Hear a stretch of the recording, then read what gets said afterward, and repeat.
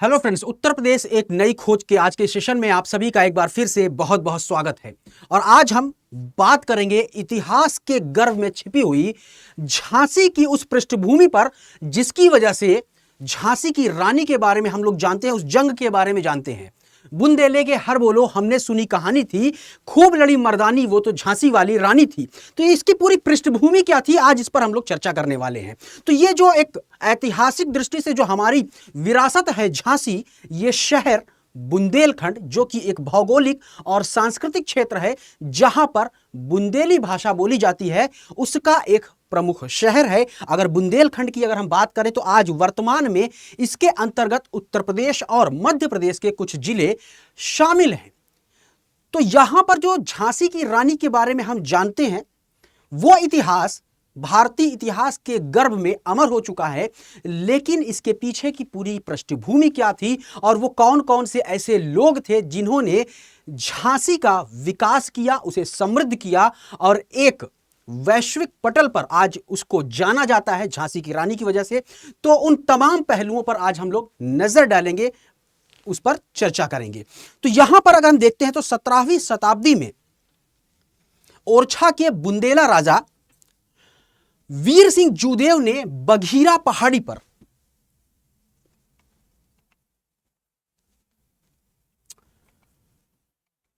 बुंदेला राजा वीर सिंह जूदेव ने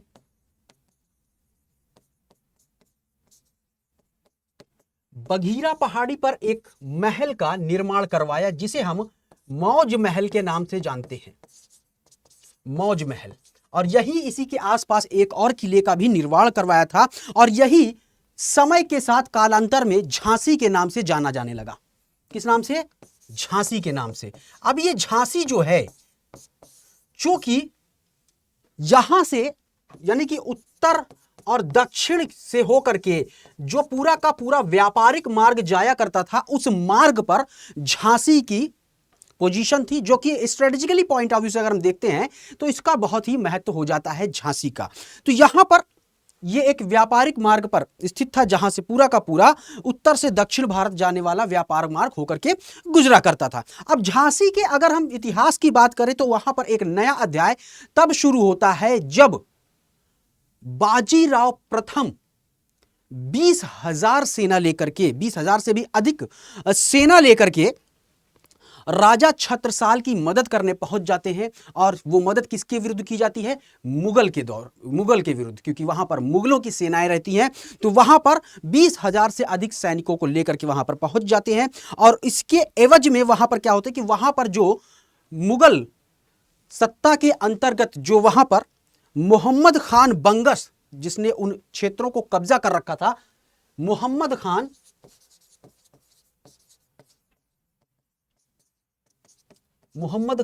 बंगस, यहां पर मुगलों की सत्ता के अंतर्गत यहां पर मोहम्मद जो खान बंगस है वो यहां पर मौजूद था और उसने यहां के क्षेत्रों को लेकर के कब्जा कर रखा था। तो जब यहां पर बाजीराव प्रथम जब यहां पर पहुंचते हैं 20,000 से अधिक सेना लेकर के यहां पर उनकी मदद करने के लिए राजा छत्रसाल की, तो यहां पर जयपुर से लेकर के इलाहाबाद तक के जितना भी पूरा का पूरा क्षेत्र था, जयपुर से लेकर के इलाहाबाद,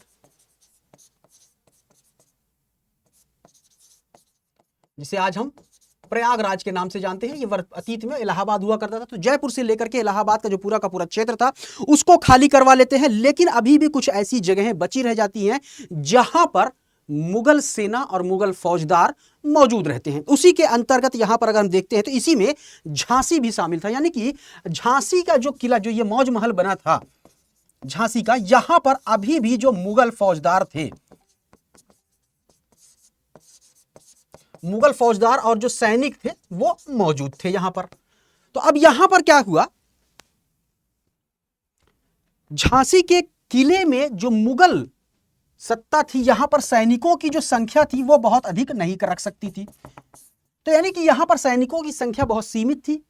रीजन क्या था कि यहां पर जल की आपूर्ति बहुत ज्यादा नहीं थी, यानी कि यहां पर वाटर क्राइसिस थी, यानी कि बहुत ही लिमिटेड मात्रा में यहां पर जल उपलब्ध था। तो इसकी वजह से जो सैनिक यहां पर थे मुगल, वो एक सीमित संख्या में ही रह सकते थे, वो अपनी संख्या को ज्यादा नहीं बढ़ा सकते थे।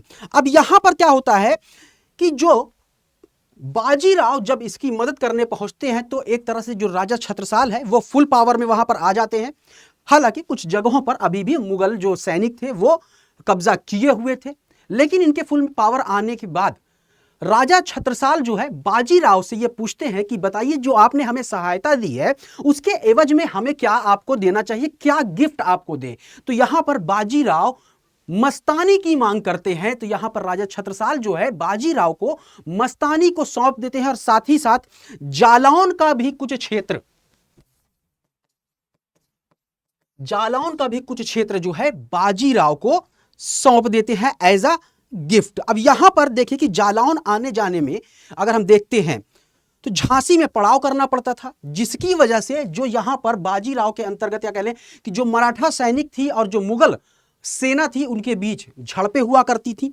तो इसके बाद में क्या हुआ कि यहां पर एक तरह से कह लें कि एक एग्रीमेंट हुआ, जिसके एवज में क्या हुआ कि यह तय हुआ कि जो राजा छत्रसाल है वो इन एरियाज में लगान को वसूलेंगे और मराठाओं तक वो वहां पर सौंप देंगे। तो यहां पर इसके अंतर्गत क्या हुआ कि मराठाओं ने छोटे छोटे जगहों पर, जो कि हालांकि जो विलेजेस थे, गांव थे, उनसे थोड़ी सी दूरी पर होते थे, कुछ छोटे छोटे अपने पॉइंट्स बना दिए जो उनके एक तरह से ऑफिसेस हुआ करती थी, कार्यालय हुआ करती थी, और यहां से लगान जो है वसूलना शुरू कर दिया गया। और आसपास जो छोटे छोटे फोर्ट्रेस थी उस पर भी कब्जा कर लिया, और जहां जहां उनसे हो सकता था उन्होंने अपने आप को स्थापित करना शुरू कर दिया। और इस तरह से मराठा धीरे धीरे स्थापित होने लगे और वहां पर सख्ती के साथ लगान वसूल करने लगे। ये लगान इस तरह से वसूल किया जाता था, अगर कोई स्थानीय शासक, कोई जमींदार जो है लगान देने में कोताही करता था या किसी कारणवश लगान नहीं दे पाता था तो उसे अरेस्ट कर लिया जाता था और उसको जेल भेज दिया जाता था। तो इस तरह से अगर हम देखते हैं तो यहां पर लोगों ने क्या किया कि जितना हो सका मराठाओं ने छत्रसाल को सपोर्ट किया। अब इसके अलावा यहां पर क्या है कि इस घटना की वजह से यहां के जो पूरे के पूरे लोग थे वो मराठाओं को पसंद नहीं करते थे, क्योंकि इतनी सख्ती से यहां पर लगान वसूला जाता था। तो एक तरह से मराठाओं के विरुद्ध पूरा का पूरा माहौल यहां पर बन चुका था। तो अब यहीं पर इस पूरे के पूरे क्षेत्र में कुछ मिशनरीज रहते थे जो गोसाई सिपाही के नाम से जाने जाते थे। तो मराठाओं ने क्या किया, उन गोसाई सिपाहियों के साथ एग्रीमेंट कर लिया, संधि कर लिया, और उनकी मदद से जिसको सजा देना चाहा उनको सजा दिया, जिन जगहों पर कब्जा करना चाहा कब्जा कर लिया। इस तरह से अगर हम देखते हैं तो बुंदेलखंड में ग्वालियर की सीमा तक जो मराठा थे वो काबिज हो जाते हैं, वहां पर पूरी तरह से स्थापित हो जाते हैं। अब इसी समय अगर हम बात करें तो जो एक स्थान है कालपी, वहां पर सूबेदार हुआ करते थे नारो से, नारो शंकर।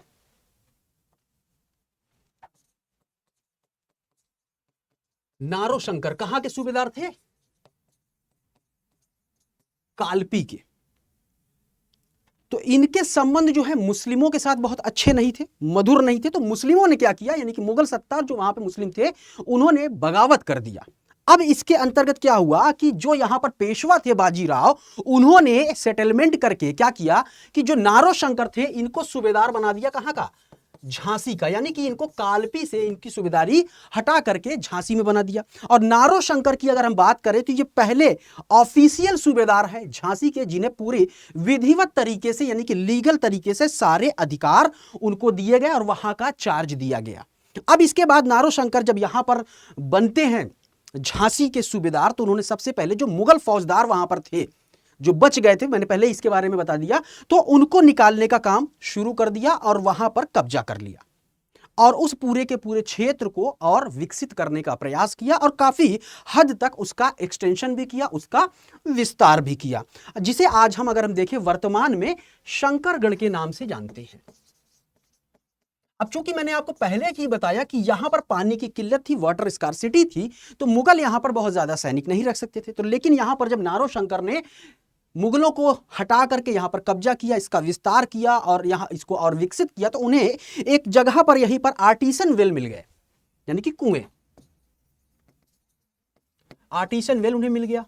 तो उन्होंने क्या किया, यहां पर और भी ज्यादा कुएं खुदवाए और इस तरह से जो जल की समस्या थी यहां पर उसको दूर कर दिया, यानी कि पूरे के पूरे जो वाटर की अगर हम बात करें उस सप्लाई को इन्होंने मेंटेन कर दिया। अब नारो शंकर के बाद अलग अलग समय पर अलग अलग लोगों ने यहां पर शासन करना शुरू कर दिया, सूबेदारी करना शुरू कर दिया। तो उसमें सबसे पहले अगर हम नाम देखते हैं तो रघुनाथ राव नेवालकर, अगर हम पूरी की पूरी इनकी डायनेस्टी देखते हैं या इनका पूरा का पूरा अगर हम कह लें कि किस तरह से जो नेवालकर डायनेस्टी थी वो कहां पर थी, तो यहां पर आप देखिए, यहां पर पूरा हमें ये पूरा का पूरा रघुनाथ हरि नेवालकर जो है इनका पूरा का पूरा हमें यहां पर किस तरह से इनके वंशज रहे हमें देखने को यहां पर मिलता है। तो अब सबसे पहले आते हैं रघुनाथ राव प्रथम। रघुनाथ राव कई आपको यहां पर मिलेंगे, प्रथम द्वितीय इस तरह से मिलेंगे। तो रघुनाथ प्रथम जो है इनको सूबेदार बनाया गया और इन्होंने क्या किया, यहां पर कई सारे कुएं खुदवाए, बाग बनवाए और इस तरह से झांसी को उन्होंने काफी समृद्ध किया। और इसके बाद झांसी जो है एक समृद्ध शहर के रूप में हमें उभर करके देखने को मिलता है।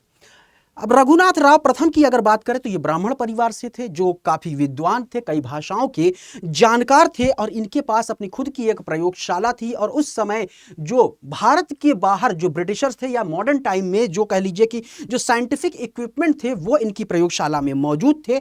बैटरी से इलेक्ट्रिसिटी और उससे इल्यूमिनेशन, ये सारी की सारी चीजें जो रघुनाथ राव की लेबोरेटरी थी वहां पर मिल रही थी। उन्होंने एक लाइब्रेरी भी वहां पर बनवा दी और इस तरह से उन्होंने उस पूरे के पूरे क्षेत्र यानी झांसी वाले क्षेत्र को विकसित करने का प्रयास किया और हर तरीके से इन्होंने इसका विकास किया। वर्तमान में अगर हम देखते हैं यहां पर जो एक महल हमें देखने को मिलता है जिसे हम पंचमहल के नाम से जाना जाता है और इसे पहले मौज महल के नाम से जाना जाता था। हमने पहले इसके बताया कि जो बघीरा पे बनाया गया मौज महल, यही बाद में पंचमहल के नाम से जाना जाता है। तो इसके बगल में एक पैलेस हुआ करता था, एक और महल हुआ था, लेकिन जो 1857 में जो वॉर हुआ है वहां पर वो पूरी तरह से नष्ट कर दिया जाता है।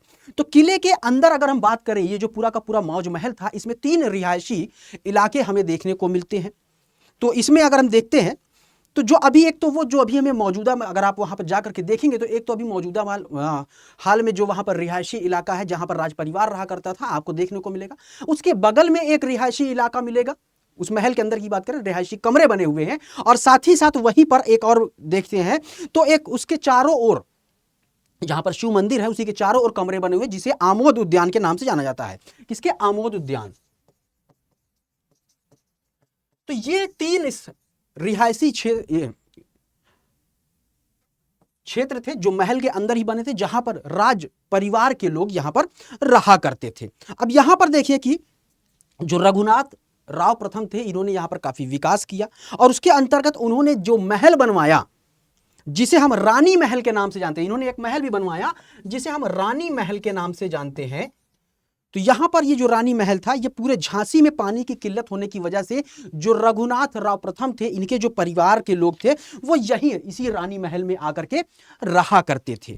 और जहां पर भी अगर हम देखते हैं पूरे झांसी शहर में जो अंडरग्राउंड हमें वाटर देखने को मिलता है वो इतना ज्यादा गंदा था कि अगर कोई भी व्यक्ति उसको कंज्यूम करता था, पीता था, तो वो बीमार पड़ जाता था, यानी कि काफी दूषित था।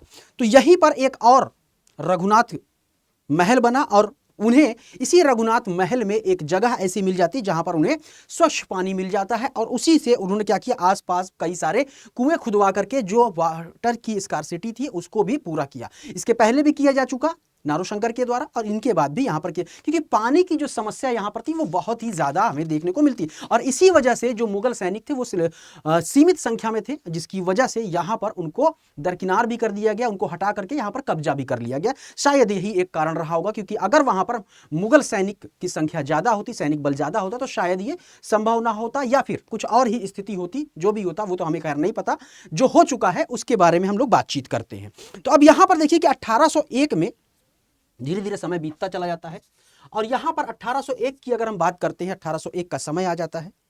तो 1801 के समय में रघुनाथ राव को एक मजबूरीवश एक ट्रीटी करनी पड़ती है ईस्ट इंडिया कंपनी के साथ। ईस्ट इंडिया कंपनी के साथ एक मजबूरन संधि करनी पड़ती है और जिसमें उनको क्या है कि ईस्ट इंडिया कंपनी को यहां पर कैंपिंग यानी कि पड़ाव डालने और भोजन की सुविधा देने की पूरी बात की गई, जिसकी वजह से इस पूरे किले के जो बाहरी पोर्शन था यहां पर ईस्ट इंडिया कंपनी के सैनिकों ने या ईस्ट इंडिया कंपनी के अधिकारियों ने कैंपिंग करना भी शुरू कर दिया। अब इसके बाद 1803 और 1804 में 2 और संधियां की जाती हैं। ठीक है, अब ये संधि भी एक तरह से फोर्सफुली थी, बलपूर्वक संधि की गई रघुनाथ राव के साथ, जिसके अंतर्गत यहां पर अंग्रेजों ने काफी कुछ झांसी के अंदर एक्सेस करने का अधिकार प्राप्त कर लिया था। यानी कि धीरे धीरे अब यहां पर अंग्रेज अपनी शक्ति को बढ़ाना शुरू कर दिए, अपना कब्जा जमाना शुरू कर दिए, धीरे धीरे वो स्थापित होना शुरू हो जाते हैं। अब इस तरह से यहां पर इन्होंने अधिकार पा लिया 1803 और 1804 की संधि के अंतर्गत कि यहां की जो सेना थी और जो यहां पर लगान वसूला जाता था उसमें भी ईस्ट इंडिया कंपनी क्लेम करना शुरू कर देती है कि उसमें भी उसको हिस्सेदारी चाहिए। अब रघुनाथ राव को ऐसा प्रतीत होने लगा था कि उन्होंने पेशवा के साथ विश्वासघात किया है और वो इसकी वजह से काफी आत्मग्लानि में भी रहा करते थे। और इसके बाद उन्होंने अपने पुत्र शिवहरि भाऊराव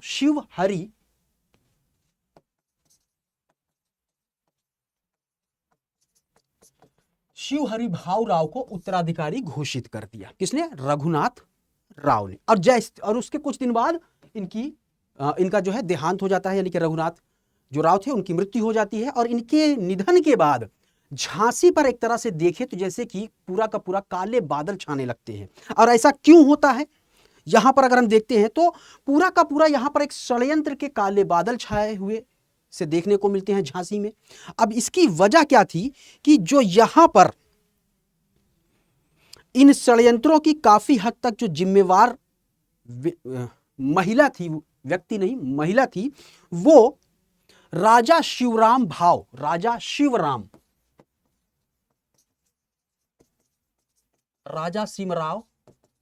की जो पत्नी थी सखूबाई, वो थी। सॉरी, इनकी पत्नी नहीं, इनकी बहू थी। राजा शिवराम की जो बहू थी सखूबाई, क्योंकि वो झांसी पर अपना अधिकार करना चाहती थी, अपना अधिकार जमाना चाहती थी। तो इसके अंतर्गत उसने कई सारे षड्यंत्र यहां पर रचे।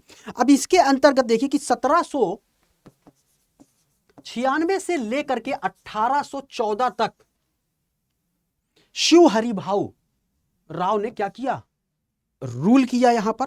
लेकिन 1811 जैसे ही आता है उन्हें इस बात का ज्ञान हो जाता है कि जो सखू भाई है वो अपने हस्बैंड यानी कि अपने पति को एक शासक के रूप में रूल करने नहीं देगी। तो इसकी वजह से इन्होंने क्या किया कि इन्होंने अपने पोते यानी कि ग्रैंडसन रामचंद्र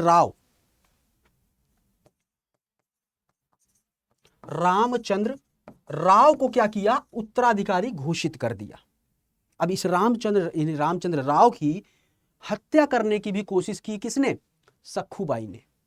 हत्या में विफल हो गई तो उसके बाद षड्यंत्र रच करके इनकी हत्या करवाने का प्रयास किया। लेकिन यह बात भी रामचंद्र राव को पता लग गई, उसी व्यक्ति से जिस व्यक्ति से इन्होंने रामचंद्र राव को मारने के लिए कहा था। तो जिसकी वजह से इन्हें काफी ठेस पहुंचती है। एक तरह से अगर हम देखते हैं तो यहां पर जो सखूबाई और रामचंद्र है यानी कि ये माता पुत्र हैं, ठीक है, यानी कि पुत्र थे, तो इनके बीच जो संबंध थे वो काफी कटु थे, मधुर संबंध यहां हमें देखने को नहीं मिलते हैं। अब इसके बाद यहां पर देखें, अगर हम सखूबाई की बात करें तो वो रघुनाथ महल और गणेश मंदिर में रहा करती थी।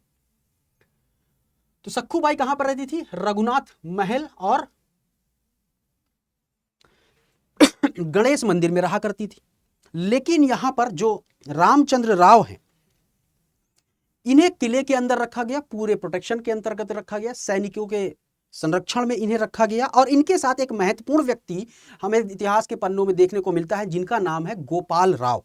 अब गोपाल राव का जिक्र हमें रिकॉर्ड में नहीं मिलता, लेकिन 1817 की एक संधि होती है जिस पर इनके हस्ताक्षर मिलते हैं, इस पर भी हम बात करेंगे, तो वहां पर केवल इनका वर्णन मिलता है। और यहां पर ध्यान रखिए कि काम किसी और का, नाम किसी और का, कुछ ऐसी यहां पर हमें घटना देखने को मिलती है। क्योंकि जितने भी प्रशासनिक डिसीजंस लिए गए या जितनी भी संधियां की गई वो एक्चुअली में गोपाल राव के द्वारा की जाती थी।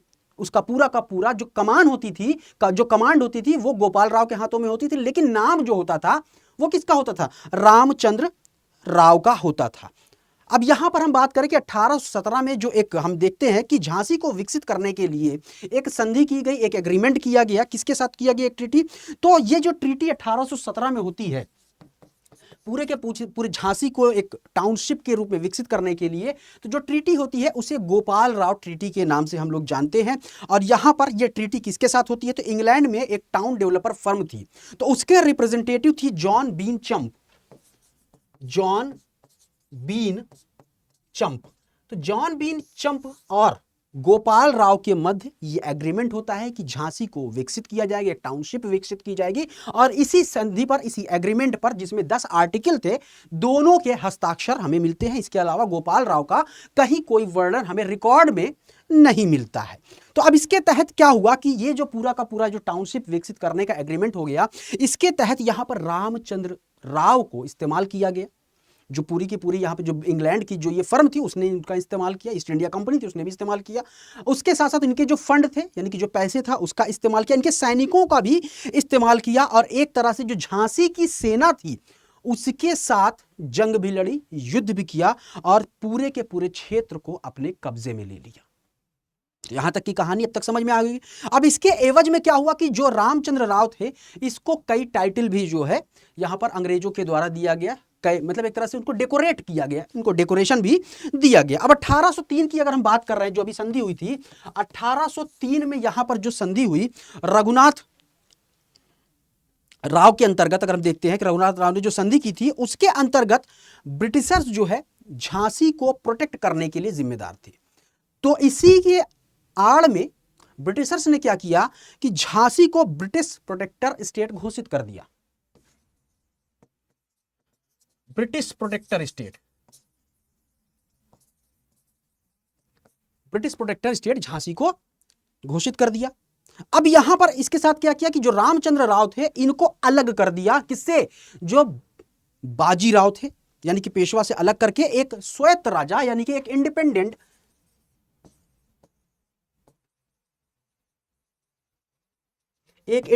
राजा के रूप में इन्हें घोषित कर दिया।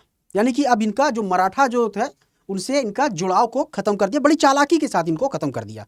ठीक है। अब इसके बाद क्या हुआ कि रघुनाथ राव के बाद जो है यहां पर शिवहरि को राजा बनाया गया, और शिवहरि के बाद रामचंद्र राव को फिर से एक बार यहां पर अगर हम देखते हैं तो राजा बनाया जाता है, जिनकी मृत्यु अगर हम देखते हैं तो 1835 में हो जाती है। 1835 में इनकी मृत्यु हो जाती है। इनके साथ अंग्रेजों का कोई खास मुद्दा हमें देखने को नहीं मिलता है। तो रामचंद्र राव की अगर हम बात करें तो इनके दो चाचा थे। रामचंद्र राव के दो चाचा थे। कौन कौन से थे अगर हम उनकी बात करें तो एक थे रघुनाथ राव द्वितीय, रघुनाथ राव सेकंड, और दूसरा थे गंगाधर राव। थोड़ा यहां से ध्यान दीजिएगा, यहां से कहानी बिल्कुल बदल जाती है। गंगाधर राव, यहां से थोड़ा सा ध्यान दीजिएगा। तो रघुनाथ राव जो द्वितीय थे, इनकी कोई अपनी संतान नहीं थी, और बिना संतान के ही इनकी मृत्यु हो जाती है 1838 में। 1838 में इनकी भी मृत्यु हो गई। अब बचे ले देकर के कौन? गंगाधर। इनका विवाह हो चुका था और इनकी पत्नी जो है उसकी भी मृत्यु हो चुकी थी। तो इनकी भी कोई संतान नहीं थी, और अपनी पत्नी की वियोग में ये काफी परेशान रहा करते थे, काफी दुख में रहा करते थे। तो अपना मन भटकाने के लिए और अपना मन लगाने के लिए ये कई कार्यक्रमों में भाग लिया करते थे, कई नाटक, कई ड्रामा, कई रंगमंचों में भाग लिया करते थे, और उन रंगमंचों में, उन ड्रामा में ये अपने आप को महिला के रूप में प्रस्तुत किया करते थे। कौन? गंगाधर राव की हम बात कर रहे हैं। तो यहां पर ड्रामा में पार्टिसिपेट करते थे, सोशल एक्टिविटीज में पार्टिसिपेट करते थे, रंगमंचों में कार्य करते थे। तो यहां पर जब ये बचे तो अंग्रेजों ने एक शर्त रख दी कि गंगाधर राव को सत्ता तभी दी जाएगी कि जब ये दूसरा विवाह कर लेंगे, क्योंकि कोई उत्तराधिकारी तो बचा नहीं था। तो ये शर्त अंग्रेजों के द्वारा रखी गई, जो संधि हो चुकी थी उसके अनुसार। अब इन्हें रूलर तो बना दिया गया था, लेकिन सवाल यही आ रहा था कि इनका कोई खुद का उत्तराधिकारी नहीं है। तो इस तरह से यह बात हुई कि इनको दूसरा विवाह कर लेना चाहिए, और इनके दूसरे विवाह का प्रयास भी शुरू हो गया। अब जब दूसरे विवाह का प्रयास शुरू हो गया तो 19 मई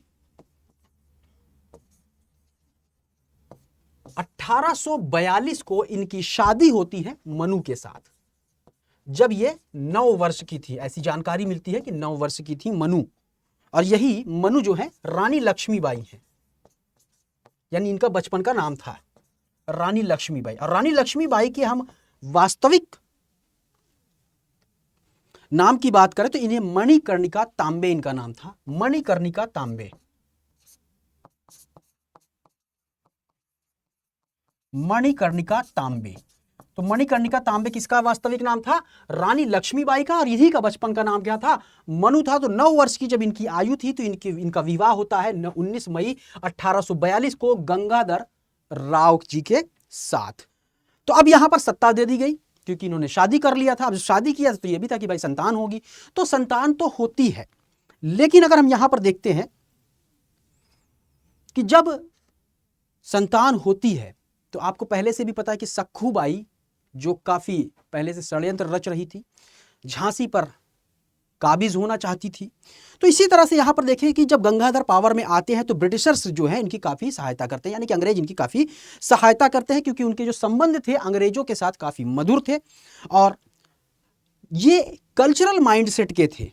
तो अपने शासन के दौरान उन्होंने तमाम इस तरह की गतिविधियां की और आसपास के जो भी जितने गांव थे वहां पर जितने भी कलाकार थे उनको सपोर्ट किया करते थे। और इसी के अंतर्गत एक हमें नाम देखने को मिलता है सुखलाल काछी।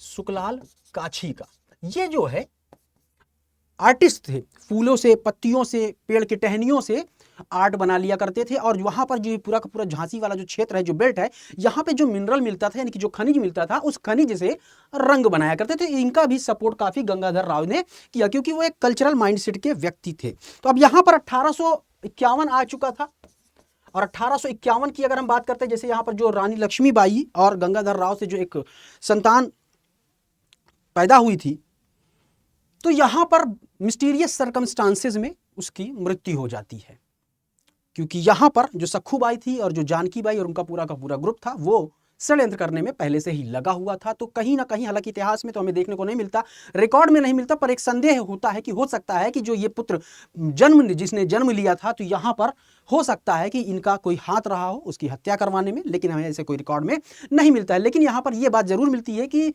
मिस्टीरियस सर्कमस्टांसेस में उस बच्चे की मृत्यु हो जाती है क्योंकि जब उसकी लाश को दिखाया जाता है तो वो चादर में लपटी हुई लाश रहती है बच्चे की, उसका चेहरा तक भी यहां पर नहीं दिखाया जाता है। अब बच्चे की जब लाश देखते हैं, मृत्यु हो जाती है, तो गंगाधर राव जो है काफी परेशान हो जाते हैं, उनको ठेस पहुंचता, धीरे धीरे वो क्या कहते हैं बीमार रहने लगते हैं और उसके बाद उनकी भी मृत्यु हो सकती है। इसके अंतर्गत उन्होंने एक पुत्र गोद लेने का निर्णय किया और उन्होंने अपने ही रिलेटिव से एक पुत्र जो है क्या लिया, गोद लिया, ठीक है, और उसका नाम था आनंद राव। जो दत्तक पुत्र इन्होंने गोद लिया, क्या नाम था, अपने ही रिलेटिव से लिया था, इसका नाम आनंद राव था। और इन्होंने जब इसका गोद ले लिया तो गोद लेने के बाद इसी का नाम रख दिया दामोदर राव। और दामोदर राव का जो एडाप्टेशन किया, इसका एक हलफनामा इन्होंने अंग्रेजों के पास प्रस्तुत किया जिसको अंग्रेजों ने एक्सेप्ट करने से मना कर दिया। अब यहीं से पूरा का पूरा अंग्रेजों की जो वास्तविक मंशा थी वो हमें देखने को मिलती है कि दत्तक पुत्र गोद लिए हुए पुत्र को उन्होंने नकार दिया और डॉक्ट्राइन ऑफ लैप्स के अंतर्गत झांसी को अपने कब्जे में ले लिया। डॉक्ट्राइन ऑफ लैप्स, हड़प की जो नीति थी उसके अंतर्गत यहां पर क्या किया, झांसी को अपने कब्जे में ले लिया। और 1857 में आपको पता है ये क्रांति होती है, बहुत बड़ा विद्रोह होता है और यहां पर जो झांसी के जो निवासी थे उन्होंने अंग्रेजों का बहुत ही डट करके सामना किया। और 1858 में जो अंग्रेज फौज में, अगर हम बात करें फौज में, झांसी पर अंग्रेजी फौज ने 1858 में, 1857 की बात हम बात कर रहे हैं, 1858 में अंग्रेज की जो सेना थी, अंग्रेजी सेना, इन्होंने झांसी पर बहुत विस्तार से, बहुत बड़े लेवल पर जाकर के हमला किया और यहां पर कत्लेआम मचा दिया। अब यहां पर रानी लक्ष्मीबाई क्या करती है, लड़ते लड़ते कालपी जाती है और उसके बाद ग्वालियर तक पहुंच जाती है और अंत में वहां पर 18 जून 1858 में वीर गति को वो प्राप्त कर लेती हैं और इतिहास के पन्नों में ये वीरांगना अमर हो जाती है। तो ये पूरी की पूरी इस तरह से पूरी की पूरी हमें बातें देखने को मिलती हैं। अब जहां पर भारत के इतिहास में रानी लक्ष्मीबाई अमर हो जाती हैं, तो वहीं पर जो यहाँ का पूरा स्मारक थे, जो किले थे, जिन चीज़ों का विकास किया गया, झांसी की पूरा टाउनशिप था, वो आज भी कहीं ना कहीं उपेक्षा का शिकार है। कहीं ना कहीं हालांकि सरकार इस पर, उत्तर प्रदेश की सरकार और केंद्र सरकार दोनों काम कर रहे हैं, लेकिन जितना काम किया जाना चाहिए था, ये अगर हम देखें तो मोनूमेंट्स होने चाहिए, हमारे हिस्टोरिकल मोनूमेंट्स होने चाहिए, लेकिन वहाँ के जो स्थानीय लोग थे उन्होंने बदनीयती प्रॉपर्टी से क्या किया कि जो पूरा का पूरा रिकॉर्ड था उसको डिस्टॉर्ट कर दिया, इसको म्यूटिलेट कर दिया, वहां पर जिस तरह से मनमानी हो सकी वहां पर अपने नाम को दर्ज करवा दिया, कुछ पन्ने रजिस्टर जो दर्ज थे उनको फाड़ दिया, उन पर कब्जा कर लिया, प्राइवेट प्रॉपर्टी बना दिया, कुछ प्रॉपर्टीज को बेच दिया। तो काफी हद तक जो वहां के स्थानीय लोग थे, हालांकि इसे बाद में 1861 में सिंधिया को सौंपा जाता है, लेकिन सिंधिया भी पूरी तरह से इस पर कंट्रोल नहीं कर पाते, वो भी उसको नेग्लेक्ट कर देते हैं। तो इस तरह से बाद में इस तरह हमें स्थिति देखने को मिलती है कि लोगों के द्वारा उसको प्राइवेट प्रॉपर्टी बना ली जाती है, वहां के जो बगीचे थे उनको भी नष्ट कर दिया जाता है। अब यहां पर देखिए कि एक अंग्रेज जो है, जो रानी महल जिसकी हमने बात की, तो वहां पर एक अंग्रेज आता है, उसने क्या किया कि रानी महल के सामने का जो गार्डन था, जहां पर जो सिविलियन हुए थे वो इकट्ठा हुआ करते थे, तो उसे रोकने के लिए, यानी कि उनकी जो मीटिंग्स होती थी उसको रोकने के लिए ये जो अंग्रेज था उसने क्या किया, इस पूरे के पूरे बगीचे यानी कि जो रानी महल के सामने गार्डन था उसको नष्ट करवा दिया और उसके प्लेस पर एक मार्केट जो है डेवलप कर दिया। अब इसी मार्केट को अगर हम देखते हैं तो बाद में नाम बदल करके इसको क्या कर दिया गया, सुभाषगंज कर दिया गया। सुभाषगंज क्यों कर दिया गया भाई सुभाषगंज? तो यहीं पे अगर हम बात करें तो सुभाष चंद्र बोस, जो नेताजी सुभाष चंद्र बोस थे आजादी के समय पर, उन्होंने इसी मार्केट प्लेस में जहां पर ये गार्डन हुआ करता था रानी महल के सामने, यहां पर मीटिंग रखी थी, तो इसीलिए इसका नाम बदल करके सुभाषगंज कर दिया जाता है। तो रानी महल की अगर हम बात करें तो कुछ इस तरह से आप देखते हैं कि ये हमारा पूरा झांसी का इतिहास है। किला कितना शानदार है, ये पूरा के पूरा यहाँ पर ये हमारा रानी महल है। आप देखिए कि इतना शानदार जो यहाँ पर रानी महल आपको देखने को मिलता है, ये बनवाया गया, लेकिन आज खंडहर की अवस्था में है। झांसी के किले की हम बात करते हैं तो बहुत सारे वहाँ पर जो स्मारक थे टूट गए हैं, स्थानीय लोगों के द्वारा वहाँ पर बदनीयती के चलते वहाँ पर कब्जा कर लिया गया। तो झांसी के जो भी स्मारक थे आज उपेक्षा के शिकार हैं, हालांकि सरकार इस पर काम कर रही है। आगे आने वाले समय में क्या होता है क्या नहीं, लेकिन ये अगर हम देखते हैं तो अनछुआ पहलू जिन बातों को आज हम लोगों ने देखा, शायद आपको इसके बारे में जानकारी नहीं रही होगी, तो कोशिश हमने की कि पूरी की पूरी एक किस तरह से यहाँ पर झांसी का इतिहास रहा, वो कौन कौन से अनछुए पहलू रहे जिनके बारे में आप शायद नहीं जानते थे। हो सकता है आपको कुछ जानकारी इससे ज़्यादा मिली होगी, आपका जो नॉलेज है वो इनरिच हुई होगी। तो इस तरह के एपिसोड को अगर आप चाहते हैं तो आप हमारे साथ जुड़िए, और जो भी आपके सुझाव हैं तो आप उनके लिए सादर आमंत्रित है। पीडीएफ चाहिए तो आप यहाँ पर पीडीएफ के लिए study.with-Salman सर टेलीग्राम चैनल को ज्वाइन कर सकते हैं, आप मुझसे कनेक्ट हो सकते हैं। मेरे इंस्टा आईडी पर भी आपको कोई भी समस्या है एग्जामिनेशन से लेकर के कोई अन्य बात आप साझा करना चाहते हैं तो मुझसे जुड़ सकते हैं। स्टडी आईक्यू के किसी भी कोर्स में आप अपने आप को इनरोल करना चाहते हैं तो सलमान लाइव कोड का इस्तेमाल कर लीजिए, यहाँ पर मैक्सिमम डिस्काउंट आपको मिल जाएगा। तो कमेंट सेक्शन में अपना सुझाव देना, अपनी प्रतिक्रिया देना बिल्कुल भी ना भूलिए। हमें आपके सुझावों और प्रतिक्रियाओं का इंतजार रहता है। तो मिलते हैं अगली किसी इसी तरह से मिस्टीरियस कहानी को लेकर के, तब तक पढ़ते रहिए, आगे बढ़ते रहिए। जय हिंद, जय भारत।